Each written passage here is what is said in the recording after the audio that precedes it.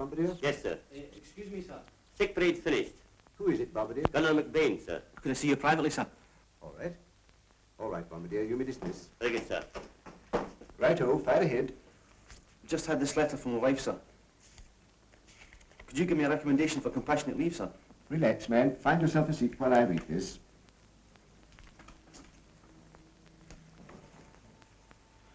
You see, sir, we live in a single apartment, and Kathy, that's my wife, she works in a factory, and she's all alone except for the neighbour, sir.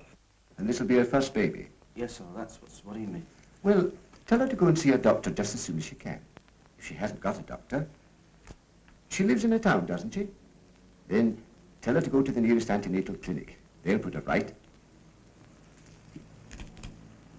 What's the matter, McBain? Do I make it sound too easy? No, sir, it's not that. It's just that I wish I could stop these old women chattering, sir. You know what old women are. They've put the wind of her.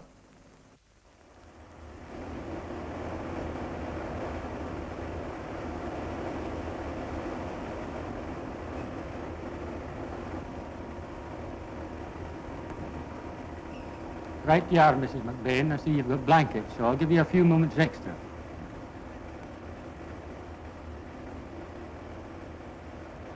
There's Mrs. Mackintosh. Is that the one that had the miscarriage? It was stretching up for those blackout curtains that did it. She's expecting again, so she better watch out. She'll be having another miss. Oh, dear.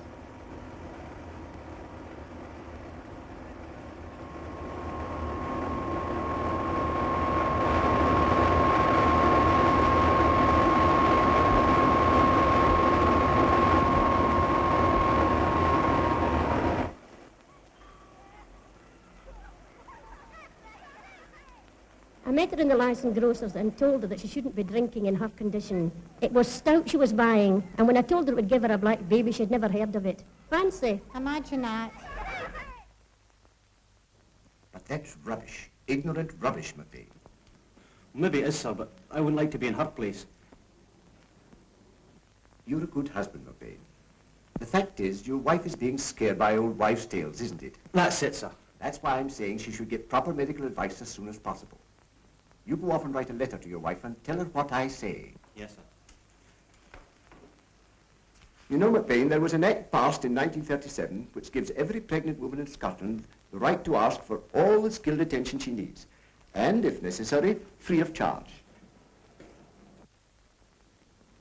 A nation's life is in the health and happiness of its people, and in the children they raise up to follow them. Since the war of 1914-18, there have passed into the statute book no fewer than 23 acts in recognition of this simple truth. If Scottish adults now live longer, if fewer babies die, it is largely because the local authorities have made use of the powers given them under these acts and have made it possible for you, doctors, midwives, health visitors and nurses to fight against the appalling conditions that began to develop in Scottish cities during those years of unemployment. But in spite of all this work, infant mortality is still too high. In 1938, the best year on record before the present war, of 88,000 children born in Scotland,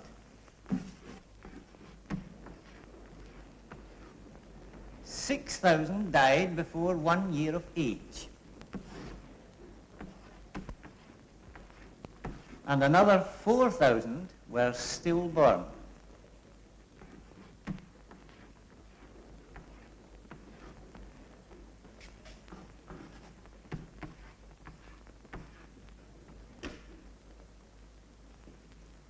Why did they die? Of that 6,000, 2,500 were weaklings without much chance of survival. Another 4,000 lives were stillborn.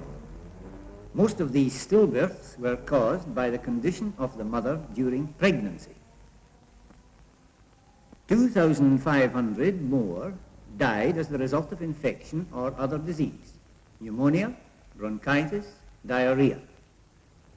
Deaths caused by infection are due to the terrible overcrowding of our cities, and to the insanitary conditions of people's homes. Is this exaggeration? No. Women who have decent living conditions, decent homes and facilities, who can afford the best medical attention, stand 4 times as good a chance of having a live and healthy baby as the average working class mother. But since the war, things have been improving because more money is coming into poor homes. The government's policy of extra milk, orange juice and cod liver oil for mothers and babies has caused a great improvement in the health of the people. But there is still a lot to be done, and it will be a long time before we shall see the last of all the slums and overcrowding of city life. In the meantime, our first job is to persuade all prospective mothers to come to us for skilled medical advice as soon as they know they are pregnant, and not leave it till the last moment. If we can guarantee the mothers good health during their months of pregnancy, the first stage of the battle against infant mortality is being won.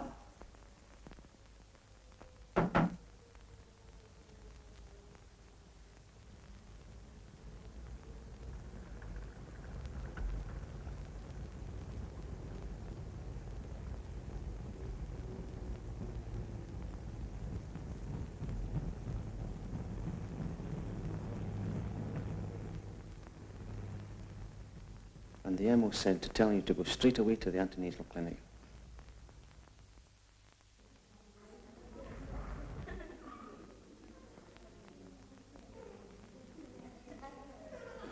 Is this your first baby? Yes. Well, don't worry. I've had 4 here already without any trouble. The sisters are all very nice. That's good. Mrs. McBain? Oh, that's you.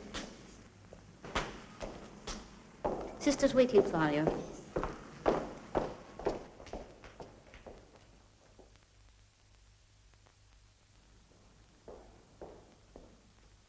Mrs. McBain, come in and sit down, will you? Is this your first baby? Yes, sister. How are you feeling? I'm fine. Have you had any serious illnesses? No, nothing that I can remember. And your parents and family, are they quite healthy? Yes, they're fine too. And when are you expecting the baby? In November, I think, sister. Can you remember the date of your last period? Yes, sister. It was the first week in February. Mm-hmm. Yes, that would make it about the beginning of November. Well, I'm glad you've come to see us so early, Mrs. McBain. I see you live in a single apartment. Yes, sister. You see, my husband's in the army and I've been working in a factory. Now, how do you feel about things? Is there anything you want to know? Well, yes, sister. I was wondering whether to go on at the factory or not. Doctor will advise you about working and when to stop. Oh, yes. And I'll tell you how to apply for your sickness benefit. You'll get your army maternity allowance 4 months before baby is due. I'll fill up this milk form for you. Take it to the food office and they'll give you your coupons. Oh, thank you very much, sister. Try and start making things for baby. Sister Hall will give you your patterns in the mothercraft room. When you're a bit further on, I'll give you a line for a maternity bundle. That will save you a bit of expense. And will I have the baby in hospital or at home, sister? Which do you prefer? Well, it's kind of awkward at home. I think I'd rather go to hospital. Well, if we can book a bed for you in hospital, we will. But you understand they're terribly full. And the difficult cases have first claim. Oh, yes. But don't you worry. If you have the baby at home, the midwife will see to everything. She'll arrange for the doctor. And if anything went wrong, the doctor would arrange for the specialist. Now, if you'll go into the cubicle and undress, doctor will examine you when you're ready. Okay, thank you. She said the doctor spent a long time going over her, sir, and in the end, she didn't say much at all, but just gave her some medicine and asked her to come back in a month's time. Does that mean there's something wrong, sir? Well, what does it mean? Nothing out of the ordinary, McBain. For your wife, it's pretty revolutionary. She's going to produce in 9 months a 7.5-pound baby from something no bigger than a pinpoint. The doctor's examination is a routine precaution, which will be repeated every month and oftener as that time approaches. I'll show you one reason why. Here, see this. It's the baby inside the womb. This is what actually happens. The baby attaches itself to the wall of the womb in order to get nourishment from the mother's bloodstream as soon as possible. It looks rather like a growth, a parasite, doesn't it? And that's what it is. It is new life feeding on and growing out of the old life. You see how the baby throws out spongy rootlets onto the wall of the womb, which forms the placenta or afterbirth. It is through the placenta that the baby gets its nourishment. The mother's bloodstream flows into the placenta. The baby absorbs what it needs for its growth of bone, brain and liver, and the rest is carried away by the mother's bloodstream. The doctor examines your wife every month to see, among other things, that she is getting the right kind of body-building foods and that her bloodstream is rich enough to feed herself and her child as well. It is the doctor's job to see that your wife drinks enough milk to provide the calcium for the baby's bones, to see that your wife gets extra iron into her system, for the extra blood needed for the baby's circulation and liver. That's probably what the medicine is that your wife mentioned. The doctor knows that your wife's heart has got to do more pumping, and that as the baby grows in size and weight, the strain increases, so that your wife must rest when she feels breathless and stop working in the factory.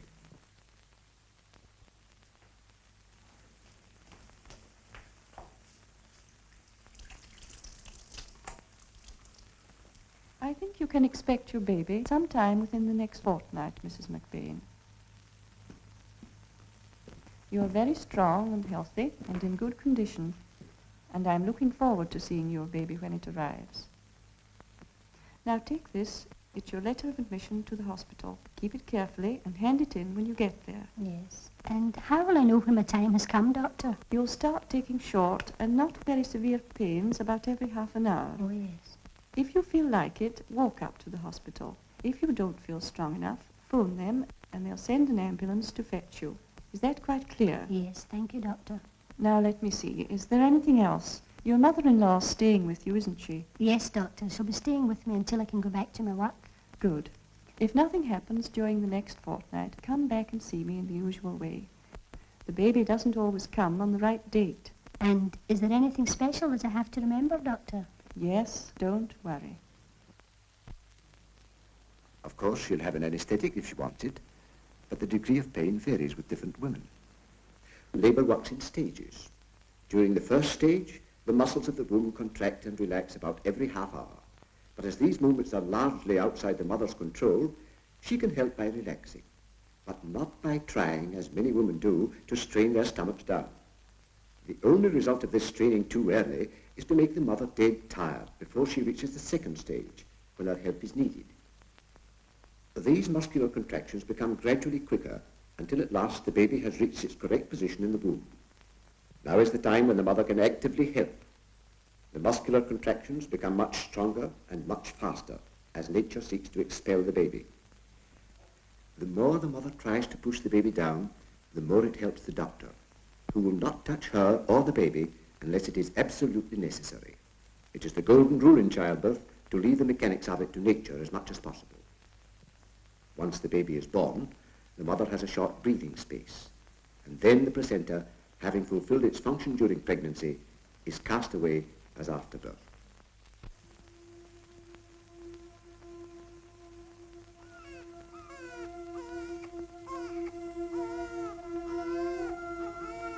You've got a fine wee boy, Mrs. McBain. Now, go to sleep.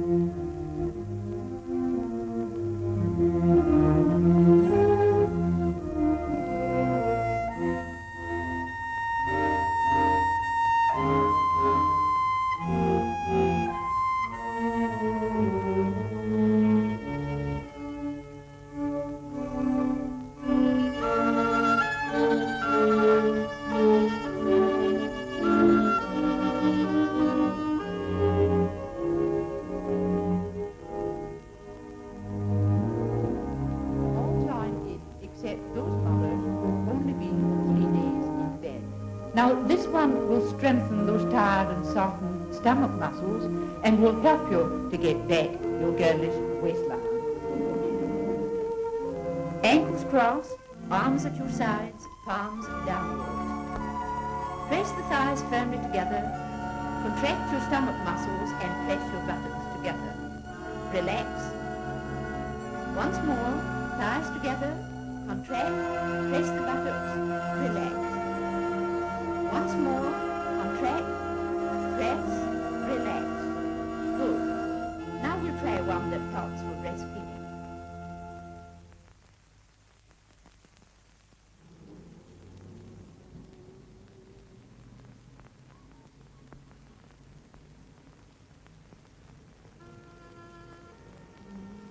When I've done this, I'll feed the baby.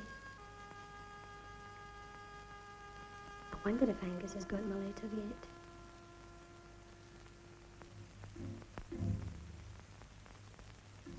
When my mother comes back, she can look after things while I go and get the baby's orange juice. Oh, he's a good wee thing, not much bother. I was lucky to get a cot, but I wish I'd someplace to keep the pram instead of down in the close. I don't like it getting damp down there.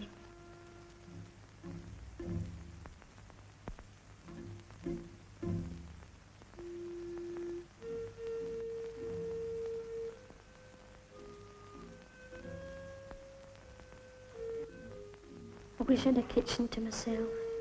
I could keep it far cleaner. Poor wee things. It'll be fine when they're off our hands and away at the school.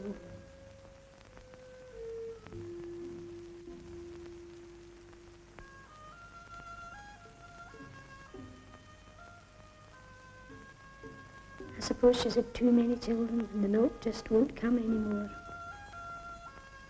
I wouldn't be her for £1,000. She's got far more than she's able for, and the children are not well. Oh, I hope my baby doesn't get ill this winter. Mrs. McBain? Oh, that must be the health lady. Is that you, sister? Come in, sister. How's the little one today? Oh, he's fine, sister.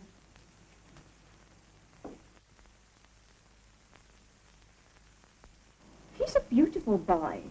Nothing to worry about there, thank goodness.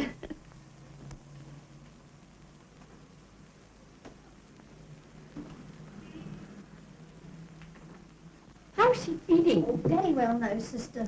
And the soreness is all away now. Splendid. You're so healthy, it seems a shame not to persevere. Val's all right too. Mm-hmm. Good. Keep him clean and dry. Don't let his little bottom get sore. And now, Mrs. McBain, what about you? You're just as important as the baby. Well, I'm careful. I'm afraid I haven't been doing the exercises regularly, but I seem all right. I'm not too tired, and my mother does the heavy washing. Good. Now, I'd like you to come down to the clinic next week to have a postnatal examination so that doctor can see that everything has gone back to normal. Oh, yes. But do remember the exercises. You'll reap the benefit when you come to have the next baby. Good gracious, sister, you're looking far before you. Well, that's our job, isn't it? Sister? Yes, Mrs. Kennedy's baby's got a rash. Oh, yes, I know. I'm going in to see her now. I'm kind of frightened for my wee Alan. There's hardly room to breathe here, and the winter's coming on. I'm not frightened, Mrs. McBain, so long as you keep everything spotlessly clean, your breasts and everything that comes in contact with his little body, he'll be all right. Don't go over to bottle feeding. Try to keep right on to the spray. And don't worry. Wilson. Over there. Somerville. Over there. McBain. Over there. McIntosh. Wilson. Hello, McBain. Good news from home? Yes, sir. Just had this, sir. Congratulations, McBain. He's a fine wee chap. Thank you, sir. We need them like that in Scotland.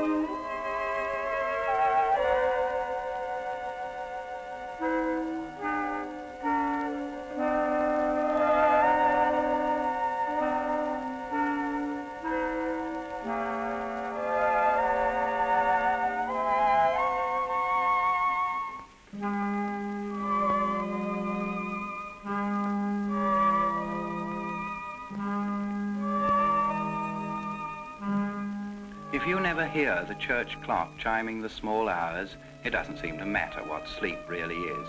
But if you do, there's a reason for it. And there's always a reason why one child will usually sleep well and another won't. What's the most obvious cause of lying awake hour after hour? Pain? Serious illness? Yes. Or even indigestion, and certainly aches of one kind or another. And then there's insomnia. Here we are, bed lamp burning, book in hand. No, sleep's come at last. Very restless, the kind you hardly realize you've had. Not deep enough to make you feel refreshed in the morning, but still, rest of a kind.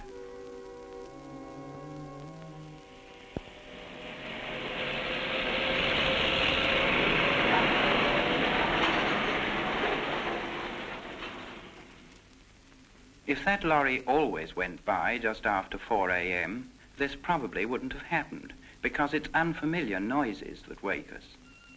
But it isn't only noise or discomfort that keeps a person awake, twisting and turning and staring at the ceiling. Mrs. Parkins has lost her handbag.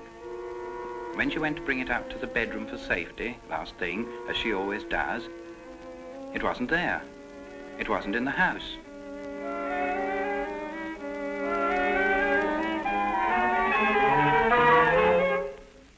So, instead of settling down comfortably, she had to worry. Means going out first thing, getting all behind with the housework. I did have it coming out of Riggs. I must have had it there. Now let me think. Coming out of Riggs, did I go anywhere else? Did I go to the post office afterwards? No. No.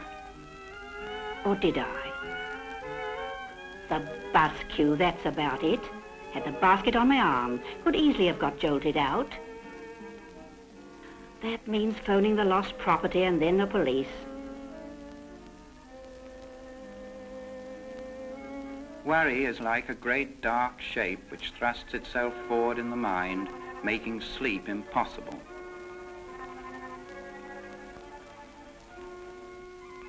A bright shape can have the same result.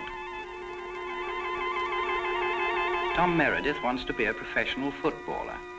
One of the Spurs talent scouts was watching yesterday when Tom played a very good game on the wing. Playing a game mentally uses energy.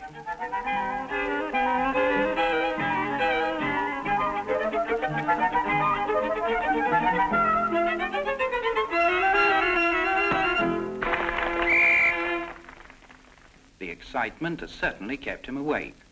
And when he does sleep, he'll sleep more deeply, but he won't want to get up in the morning. Mrs. Parkins' worry is also tiring.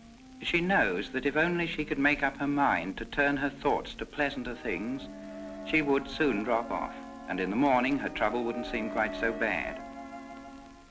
A child doesn't realize this.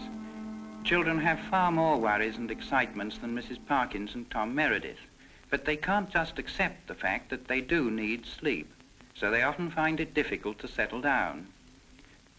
Yet sleep is tremendously important for them. A baby often sleeps as much as 20 hours a day, and all young children should pass half their lives like this, whereas we, of course, only spend a third of our lives in bed. What happens to a child during this half of life? Growth and renewal of energy, of course. Rest and grow strong, don't they say? But just as important, mental developments. Part of the sleeping mind is very active. Look, Billy, firemen.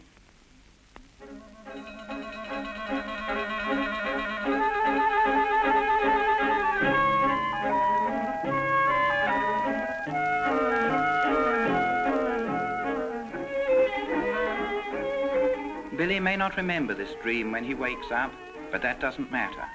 It's helping him, subconsciously, to relate one thing to another. Actuality to make-believe, one effect to another. This kind of thing happens every night to all children. They sleep in countless different positions. One will hardly move at all. Another will get the bedclothes all tangled up.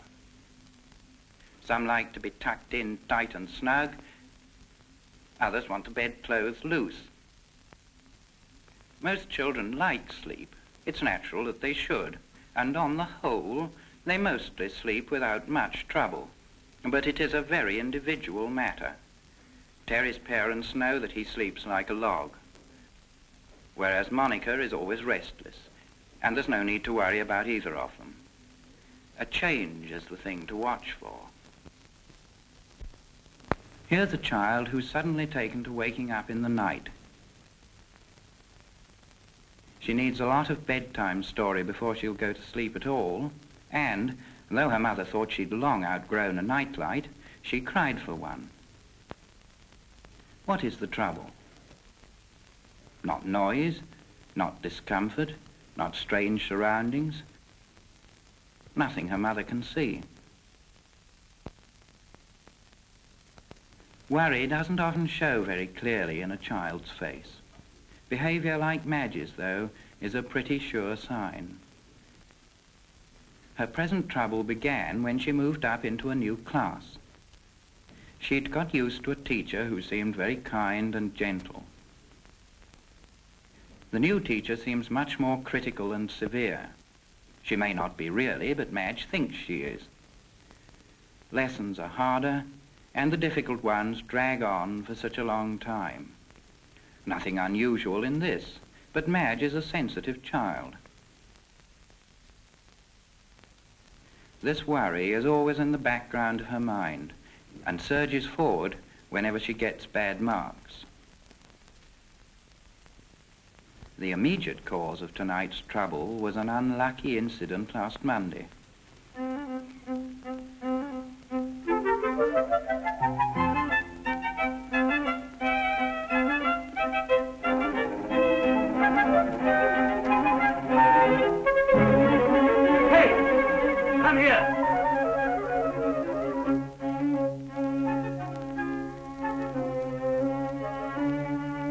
What are their names?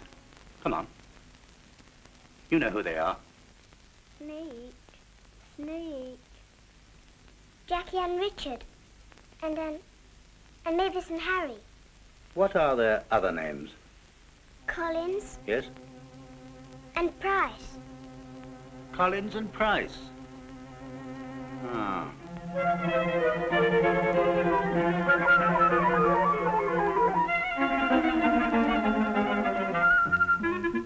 Fooled him, wasn't them at all.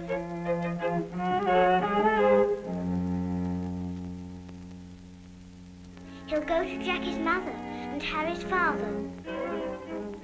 Then who were they? Why did you tell lies? Mummy, if somebody knew somebody's names, but not where they lived, could they find out? Yes, dear. Of course they could. A simple answer to a simple question, not to Madge. Oh, that awful feeling of dismay. And fear. Nothing has really happened since that unlucky day, except in Madge's mind. Can't talk to Madge. Can't be friends with a snake. She must be mad. All this is a bit mixed up with school worries. Now that Madge has at last dropped into a really deep sleep, her mind has an enormous amount of sorting out to do. It's going to be very difficult to get her up in time tomorrow morning.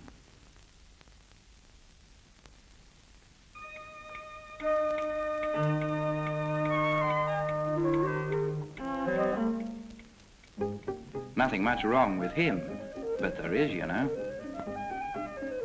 He's pale and heavy-eyed, not getting enough sleep, keeping on the go with a desperate energy, but heading for some sort of illness if he goes on robbing himself of rest. All this make-believe is a substitute for the real exploits he feels he wants to achieve.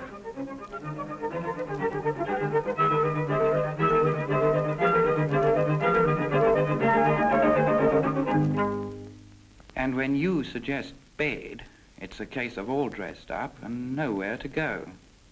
Bedtime. He revolts at the very notion. Whatever the particular cause of the excitement, many children do at times struggle to keep away from dull, dreary, prison-like bed. One way to make bed seem more inviting is to read a story. He may or may not take to the idea immediately. You can't make the child go to sleep and you can't force him to listen. But with your own child, this isn't really difficult. You know what he likes and how to hold his attention. He's depending very much on his mother's help in crossing the threshold into sleep.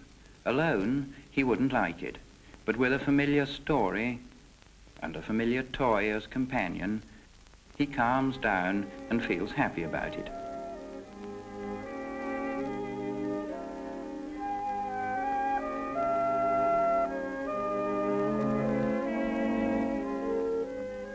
Sleep is a gentle thing. The very idea of going to bed should be broken gently.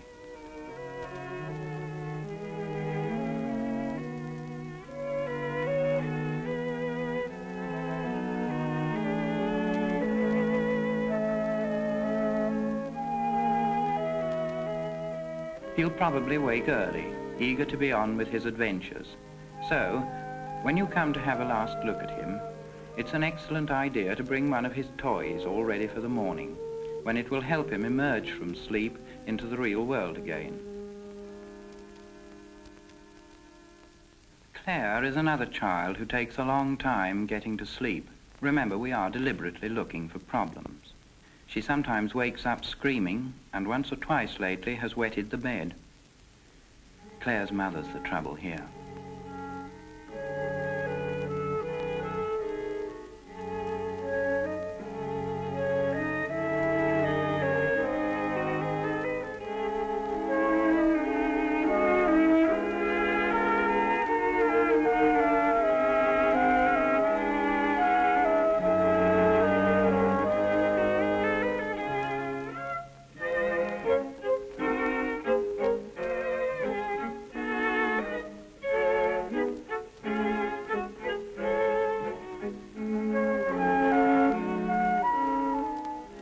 Claire, how are you?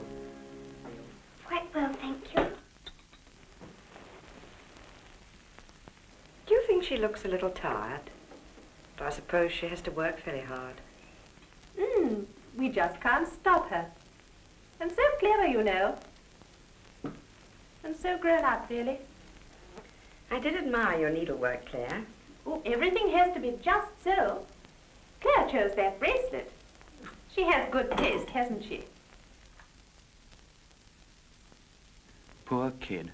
What a very subtle form of torture. And of course, quite unintentional. It's just mother, mother, mother all the time, swamping the child, setting her impossible standards. Impossible because they're adult. And Claire is a child, and no misguided notions of perfection can make her grow up before her time. Look at Claire's bedroom. There's nothing of Claire in it. This is just mother's idea of the perfect child's room. It's also right. Claire hardly dares to touch anything. What a strain it is, trying to please mother all the time. When she grows up, is she going to want her mother to choose window curtains for her? Or will there be a revolt? Will she go her own way in the end? Get her own back by deliberately shocking her domineering old-fashioned mother? Whatever happens, the conflict is in her mind now, and it's the cause of her nightmares and fears. This is one of her bad nightmares, being lost in a desert, utterly alone, and then always the same thing, running, running, knowing what always happens, but never stopping in time.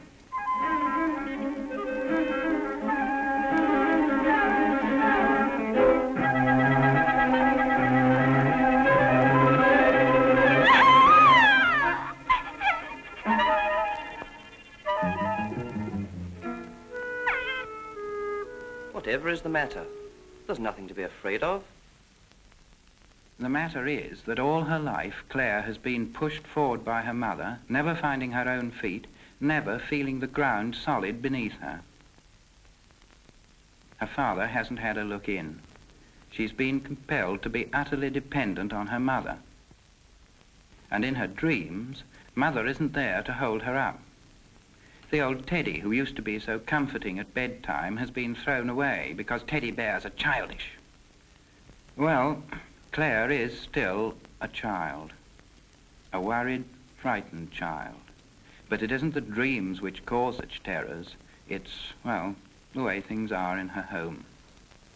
If we pretend for a moment that what goes on in the mind is a kind of game, we can imagine that black shapes are trying to thrust themselves forward and make us anxious or depressed, and that we counter these fears and worries by moving little protective shapes. In other words, by reasoning. There, check. But sometimes reason or common sense fails and a black shape does get right through. This happened last night to Mrs. Parkins. But now she's dealing with her problem. We usually can deal with our worries because, as it were, we know the moves and know we can make them. But now come down to the child's level. The same game, but how different it seems. A child has to learn the moves without being able to see them clearly, and until she can move the protective shapes properly, the black is always threatening. If only the child could get a really good look at these emotions and ideas. She doesn't realize it, but she can. During the half of her life that is sleep, her mind does see more of the game. That's why sleep is so much more important to her than to her parents, because for the child, it's a vital continuation of waking life, not just a blank interval.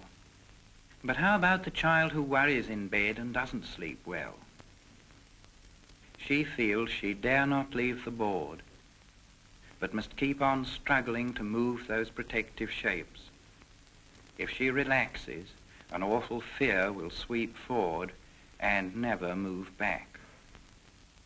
A sensitive child dreads being laughed at and keeps her fears to herself. You seldom know exactly what's wrong. Nevertheless, you can do a great deal to help simply by reassuring her, making her feel that, well, we all have our worries, but we get the better of them in the end. Making her feel that you'll always be there to help when she needs you. It will take time for her fears to die down, and during that time, you should try to shield her from fresh worries or excitements. Knowing now that she isn't going to be laughed at or scolded for being silly, the child is relaxing into sleep, confident, as it were, that her parents will always come to the rescue when the game gets the better of her. You can never make a child go to sleep. He has to like the idea. But now, one morning, whatever was this? At 7 o'clock, no little red engine. Mrs. Ransom's hurry barked, bow, wow, wow. It's never been late before. Is he going to drop off quickly? This depends a lot on how he was prepared for bed, on whether his bedtime routine was what he's always been used to. It depends also on whether his mother had the time and patience to avoid jerking him away from his toys, to lead him firmly, yet gently, away from the day towards the night. And polished it and stoked it and got up steam. But when he took the brakes off, shh, sighed the little red engine, and didn't move. The driver tried again. Chaffa, chaffa, shh.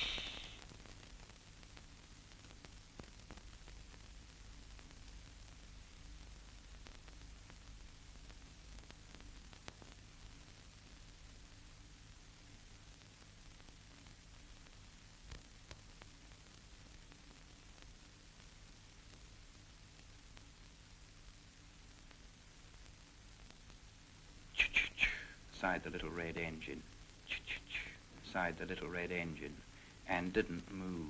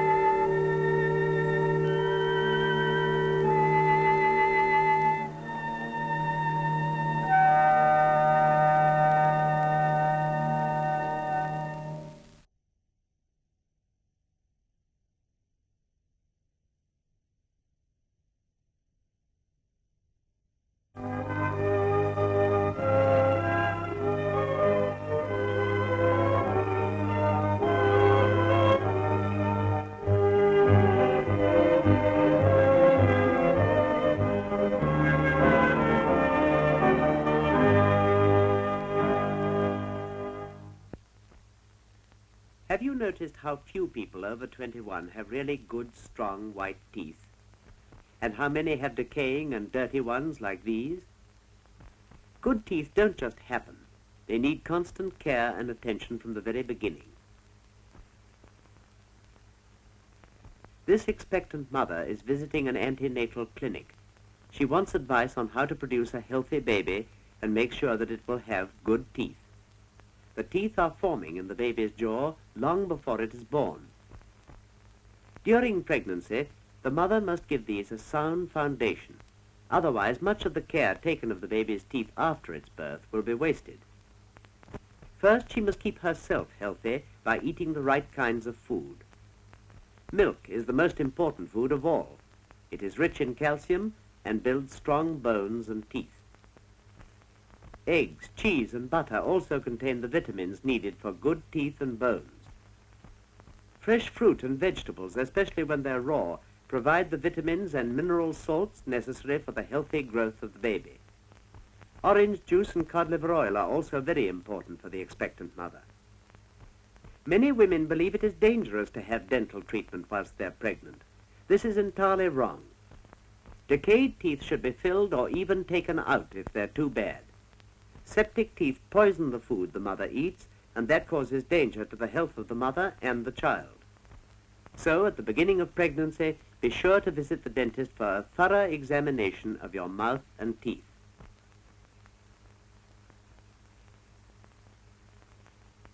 When the baby is born, the mother should, if possible, feed it herself. Natural food is better in every way and helps to form good teeth. And of course, the mother must continue her careful diet, as the quality of her milk depends on it. All this time, the baby's teeth have been growing, though they will not start to show before he is 5 or 6 months old. As soon as this happens, he is ready to have solid foods added to his diet. When a baby is teething, he likes to bite on something hard to help the teeth come through the gums. And of course he'll bite anything he can get hold of, a grubby toy or even his thumb. So instead, give him a bone or bakelite ring, not a dummy. A ring is far easier to keep clean and won't spoil the shape of his mouth. And you will find he'll like the ring just as much.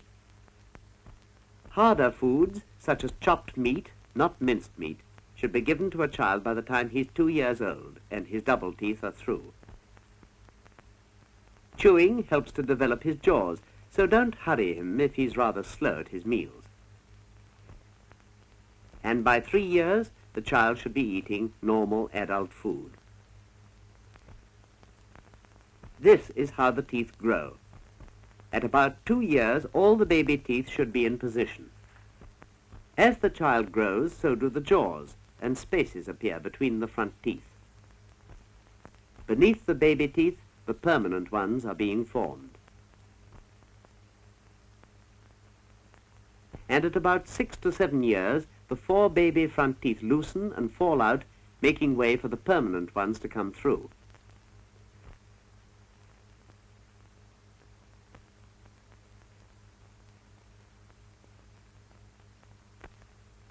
At the same time, all unnoticed, the first permanent molars, the double teeth, appear behind the baby double teeth. The baby double teeth are not replaced for some 4 or 5 years yet, so take special care of them, for if they are lost too soon, the child will not be able to chew her food properly. All this time, the permanent teeth are being formed in the jaws. At about 11 to 12 years, the baby eye teeth fall out and are replaced by the permanent ones. And at about the same time, the baby double teeth make way for the permanent premolar teeth.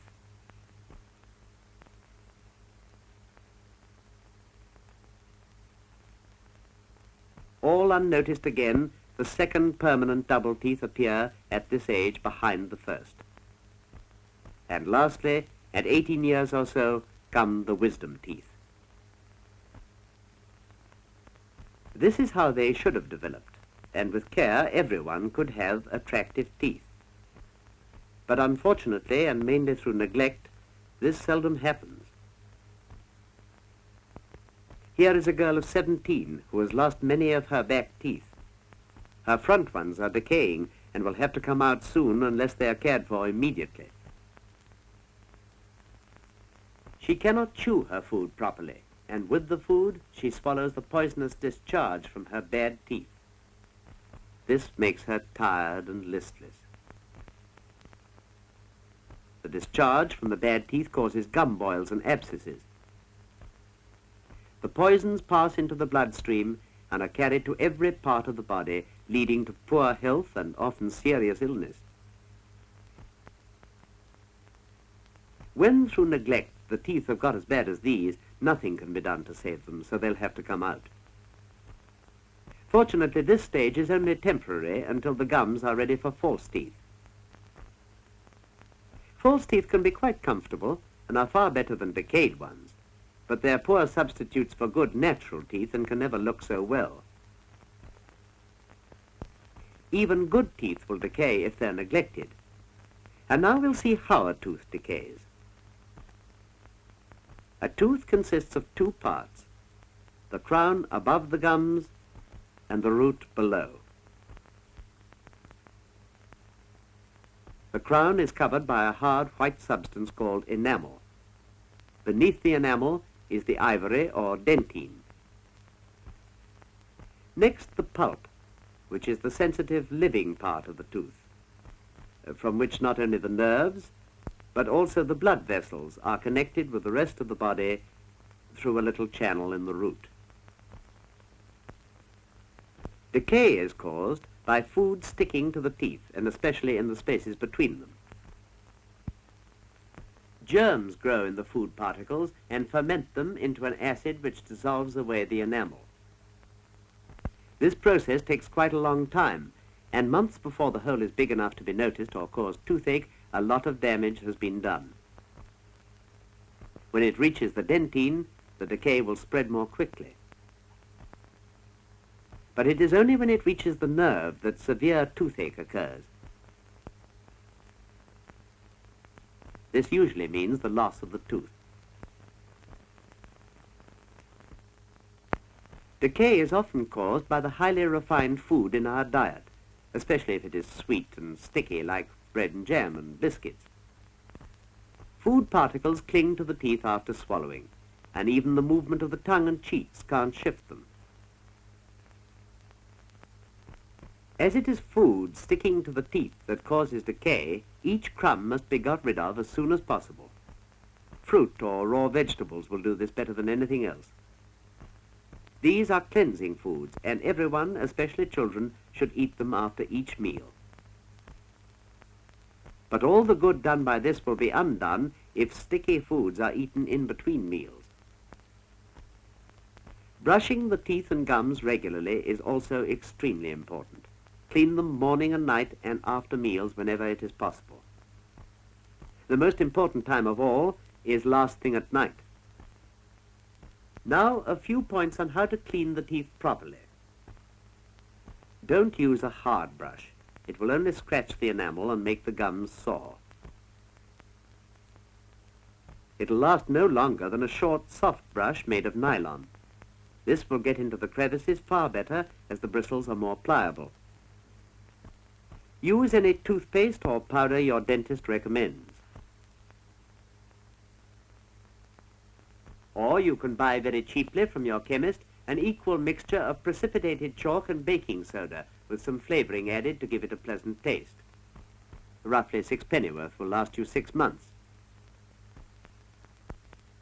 There are more ways than one of using a toothbrush. Brushing across the teeth like this is no good at all.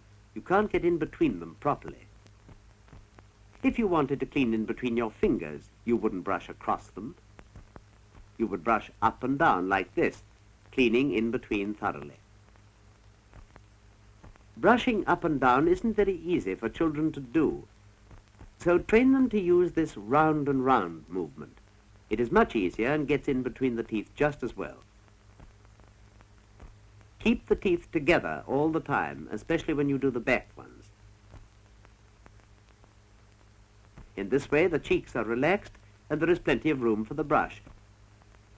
You can do the upper and lower ones at the same time. Use the same movement on the inside surfaces. Don't forget the front teeth, especially the lower ones. And of course, the crowns of the teeth. By the time they're 3, children should be encouraged to brush their own teeth. Give them a toothbrush of their own and show them how to do it correctly. Soon they'll be able to do it quite well by themselves. Keeping the teeth clean is essential. It is especially important to end the last meal at night with something cleansing, a piece of apple or a tomato or even a bit of carrot.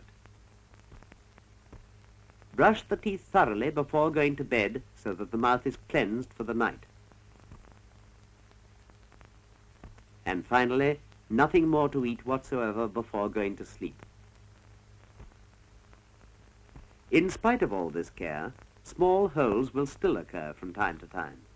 So children should be taken regularly to visit the dentist for examination. Often a hole is too small to cause pain and cannot be seen or felt until it has got much larger. The dentist will find it, however, and the filling will be far easier and more satisfactory than this large hole, which has been so neglected that the tooth may have to come out. So never allow your children's teeth to get into such a state before taking them to a dentist. They should see their own dentist or go to the welfare center or to the school clinic every 6 months to have their teeth examined and polished. Later, when the first signs of a hole do appear, they'll be so used to going to the dentist that they won't mind a small filling at all. By doing things in this way, your children need never be afraid of going to the dentist. In order that your children shall have good teeth, remember these 5 points. The right building foods during pregnancy, hard foods and full adult feeding by 3 years of age, regular visits to the dentist every 6 months, each meal, and especially the last meal at night, to end with fresh fruit or raw vegetables, and finally, nothing to eat between brushing the teeth and going to bed. You can all have good teeth if you take care, and it's well worthwhile because good teeth mean good health and good looks.